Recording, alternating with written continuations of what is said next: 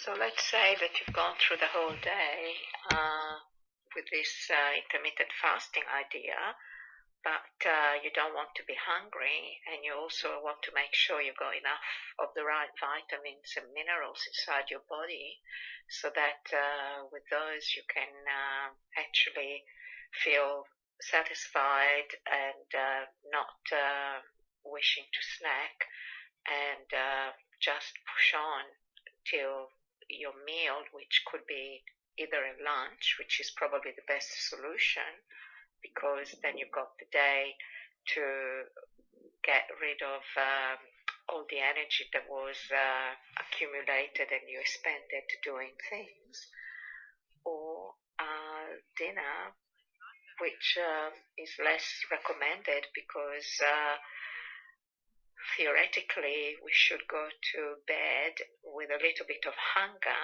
so that our system can more easily get rid of the toxins during the night so that we can have a good disposal of toxins the next day. And for lunch to lunch or dinner to dinner, many people these days are taking the so-called bullet coffee. Now, bullet coffee can come in many ways and in many forms, and it is basically an idea that a gentleman brought back to America after having been aware of Mongolians using something very similar in their culture to keep them going during the day with plenty of energy and healthy habits. And in those places they use yak milk and they make it into butter, and then they make a mixture that's similar to a tea, coffee, calm drink, and that sees them through happily for many, many hours of heavy work even. So this bullet coffee idea includes normal coffee, often with purified butter, sometimes with ghee, which many people prefer for its other properties.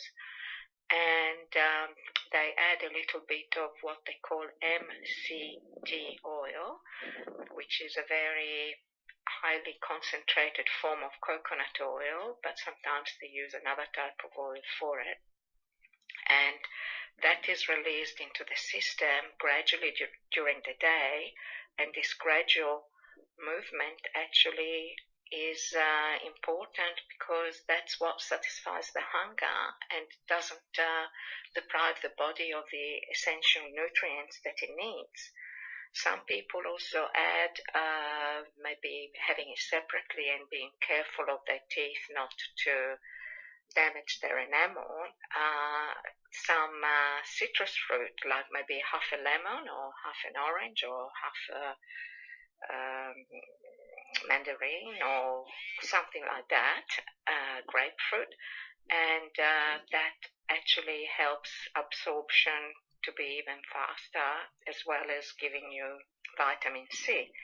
Because nowadays, if what they say is true, and this is not in the mass media, but this is from some researchers on private channeling information, sorry, not channeling, channeled information on private media, if it is true that the people at the very top, based in Europe, are planning 17 other horrible disasters of the type of what we've just been experiencing with the global lockdowns and so on. If that's a pandemic cycle that awaits us, we also have to be very mindful of daily having the right doses of zinc, vitamin B2, vitamin C,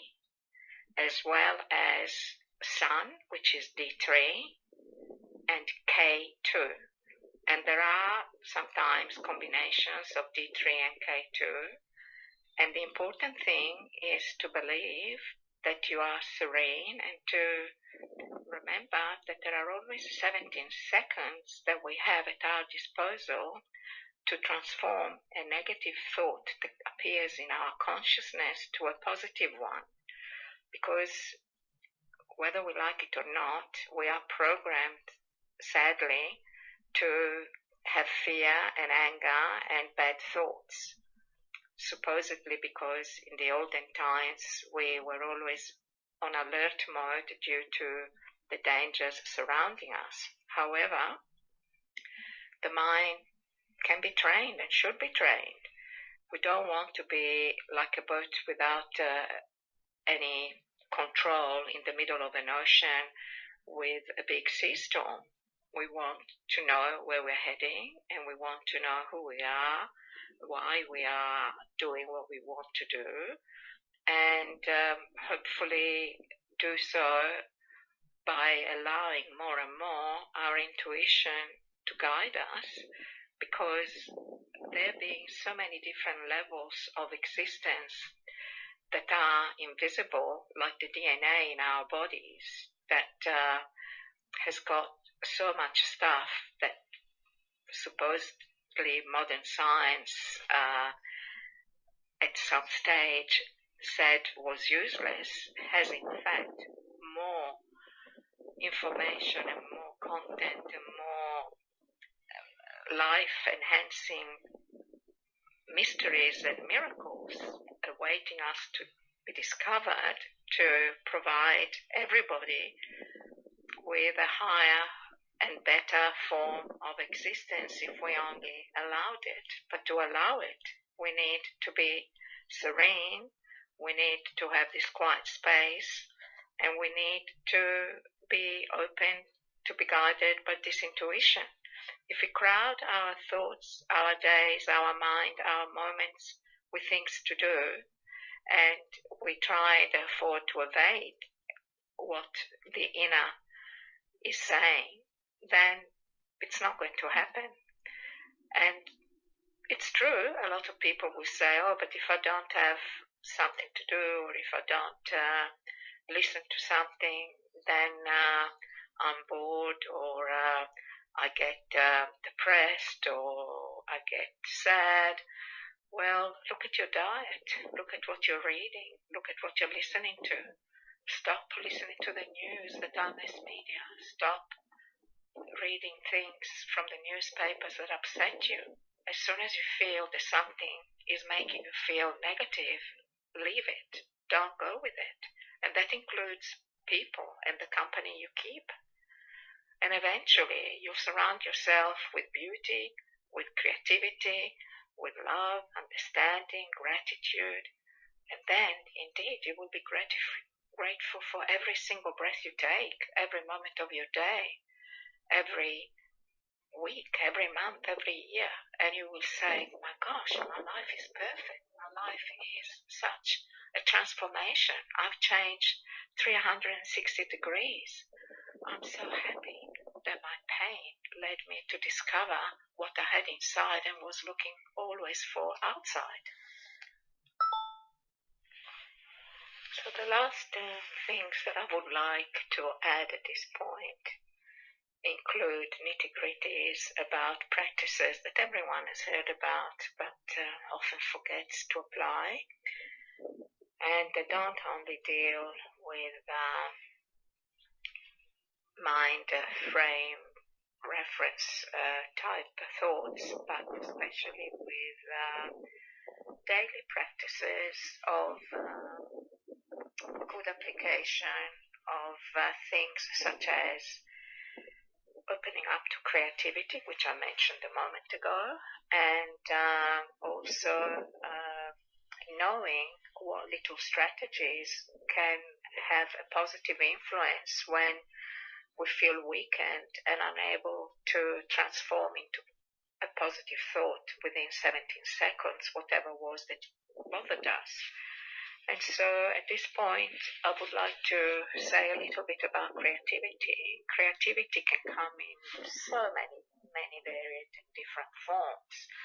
And it could just be as simple as changing your normal routines. Routines are good to a point. If you keep on having a life full of routines all the time, you're not exploring the rest of who you are. Look at children.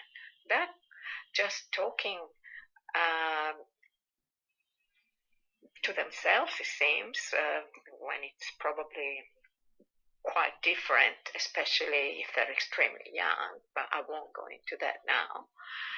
And they are so resourceful, and they are so shining with joy and happiness, although they can also get cranky and, exhibit the other side of themselves too, if controlled too much, or if they hurt themselves not understanding what it was, and so on and so forth. So what Jesus said, for example, without trying to put any idea of Catholicism behind this, because it's all about the same spirit connecting our soul and not our religion. If we go back to then one of the many things that was evidently communicated to us via Jesus, we will be at our best when we will be like children. And that is so true. And so what's the difference about the age? It's this openness, it's this trust, it's this letting go and doing things differently. And so it could be, through all sorts of things. It doesn't have to be art, it doesn't have to be writing, it doesn't have to be any of the normal creative arts that we connect to creativity only. It could be as simple as cleaning in a different way, or as simple as doing something during the day that you hadn't done for ages, or something totally new, or even tying up your shoelaces in a manner that was not like your normal usual self. And then these other suggestions concerning the aspect of what do you call it,